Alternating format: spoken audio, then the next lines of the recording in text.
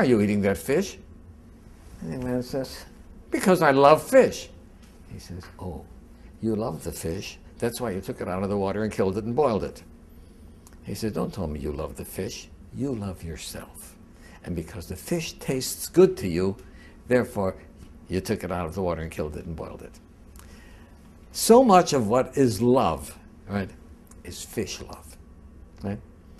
And so, young couple falls in love. Young man and young woman fall in love. What does that mean?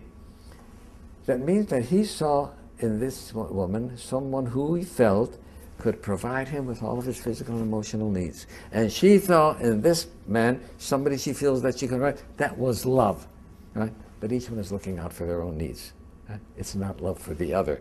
The other person becomes a vehicle for my gratification. Too much of what is called love is fish love. Right?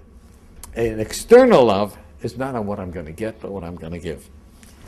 We had an ethicist, Rabbi Dessler, who said the people make a serious mistake in thinking that you give to those whom you love. And the answer is, the real answer is, you love those to whom you give. Right?